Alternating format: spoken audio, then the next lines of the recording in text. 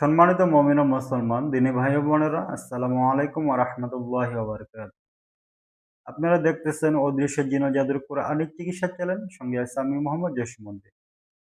আজকে আমি কথা বলবো যে জিন জাদু থেকে বাঁচার পদ্ধতি, আপনারা কিভাবে জিন অথবা জাদুতে আক্রান্ত থেকে নিজেকে রক্ষা করবেন এবং কি তাদের যে আক্রমণ তাদের যদি আপনাকে কোনো সময় না করতে পারে আপনাকে এবং আপনার পরিবারকে, এ বিষয় নিয়ে বিস্তারিত কথা বলবো ইনশাআল্লাহ।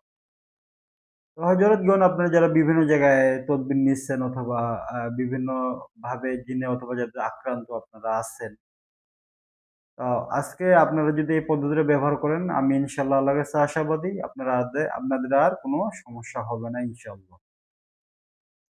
যাই হোক, কথা না বাড়িয়ে মূল যে আকর্ষণে আমরা চলে যাই, মূল যে আমল আপনাদের। তো সূরা ফালাক এবং সূরা নাস, সূরা ফালাক, সূরা নাস, এই দুটো সূরা সম্পূর্ণ আপনাকে জাফরান কালি দিয়ে লিখতে হবে। তো জাফরান কালি দিয়ে অবশ্যই পরিপূর্ণ সূরাটা বিসমিল্লাহ সহ জাফরান কালি দিয়ে আপনারা লিখবেন। লিখে অবশ্যই সাদা কাগজে লিখবেন। সাদা কাগজে জাফরান কালি দিয়ে লিখে আপনারা এটা ব্যবহার করবেন। ব্যবহার বলতে কি? আপনি শরীরের মধ্যে যেকোনো জায়গায় আপনার রাখলে হবে, কোনো সমস্যা নাই।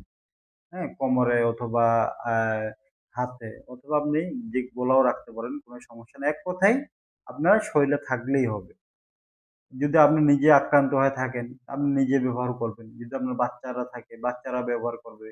অথবা আপনার স্ত্রী যদি জিন জাদুতে সমস্যা হয়ে থাকে, আপনার স্ত্রীকেও লিখে দিতে পারেন, কোনো সমস্যা নেই।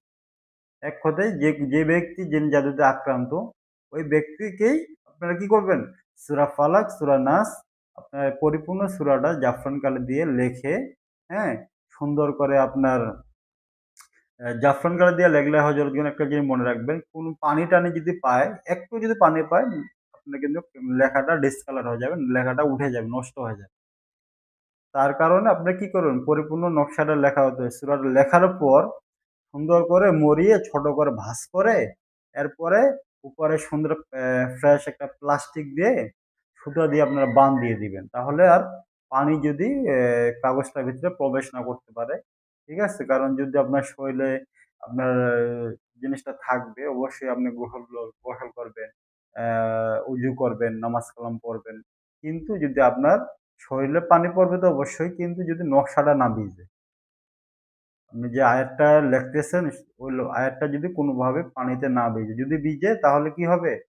আপনার লেখাটা নষ্ট হয়ে যাবে। আর লেখাটা নষ্ট হয়ে গেলে আপনার পরবর্তীতে আর কোনো কাজ হবে না। তো এই পন্থাটা আপনারা যে কেউ ব্যবহার করতে পারেন। এটা ১০০% পরীক্ষিত একটা অ্যা জিন জাদু বিষয়ে সতর্ক থাকা অথবা ক্ষতির আক্রমণ থেকে বাঁচার জন্য একটা ভালো একটা পন্থা।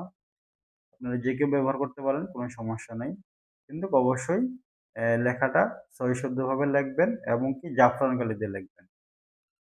যাই হোক হজরত, আজকে এই পর্যন্তই। আসসালামু আলাইকুম ওয়া রাহমাতুল্লাহি ওয়া বারাকাতুহু।